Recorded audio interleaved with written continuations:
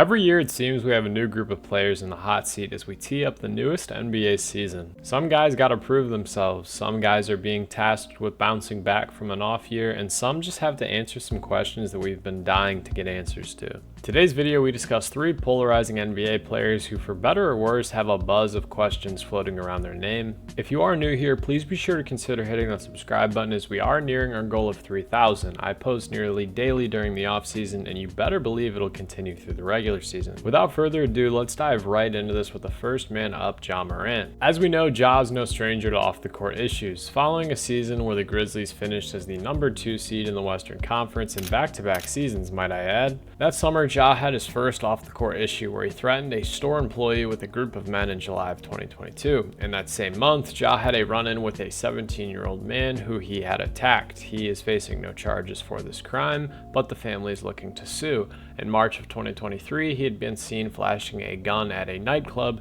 and in 2023, in May, he had also been flashing a gun just 2 months later on Instagram Live. He was suspended for 25 games, and I believe he was suspended indefinitely, and since then he did make his return in January this last season. He played just 9 games in the 2023 to 2024 NBA season, and in those 9 games he averaged 25 points, 8 assists, and nearly 6 rebounds a night. It's no question that Ja has talent and is a known leader. When he's on the floor, Memphis is deadly, and not because of his love of guns. This upcoming season, Ja Morant needs to make a choice not only for him but for his team's sake. Does he want to be a gangster or a winner?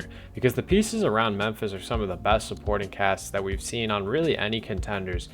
If you guys remember, in the 2021 and 2022 season, Ja Morant's name lightly floated around the NBA MVP conversation. And this is because he was the best player on a 56-win team who was the 2 seed, and then a 51-win team who was also the 2 seed. When you're the best on the best, you tend to get treated that way and get put into these conversations. So if Ja Morant comes back and he is what they were calling him, an MVP candidate, now outside of that you have Desmond Bane, who's a borderline all-star, Marcus Smart, who's a defensive player of the year, Jaren Jackson, who is an all-star and a defensive player of the year, Santi Aldama, Brandon Clark, who, if he is just 70% of what he was before his injury, is a perfect backup power forward next to Ja Morant. You have Derrick Rose, Luke Kennard, and then they just got the favorite for the rookie of the year in this year's draft, and Zach Edey. Ja is definitely as polarizing as they come.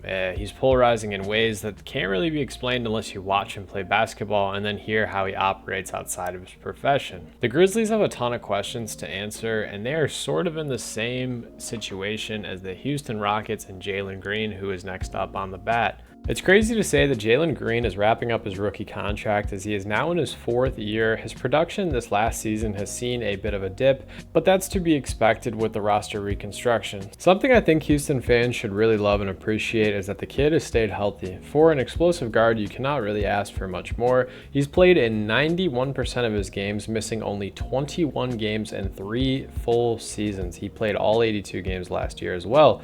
Last season, Houston had a sliver of hope to make the play-in tournament, but came up short. With a new head coach, a new menace, and a savvy championship point guard on the roster, the reconstruction looked to be a little bit interesting, and people were putting thumbs up all over the place.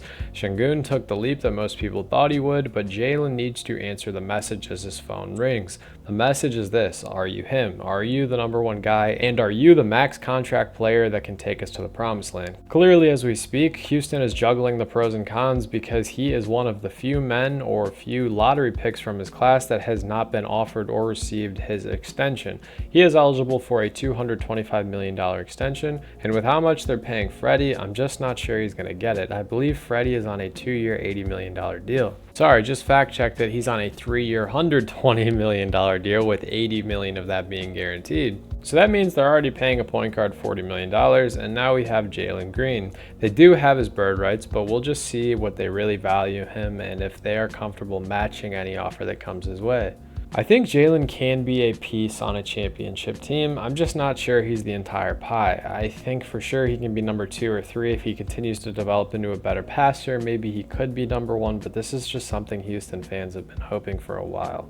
Finally, it seems like we're only talking about point guards in today's video, but we have Cade Cunningham, and he did receive his extension. I just want to lead this conversation by saying that. The question to me for Cade and the Pistons is very simple. Can they be even remotely competitive with the bits and pieces that they've acquired in this offseason? For some reason, they fired Monty Williams and ate his entire salary. They replaced him with JB Bickerstaff. I'm pretty, on the fence about that decision. If Monty is the other option, I'm not really going to talk about it. I'm not a big Pistons fan. I don't really care that much.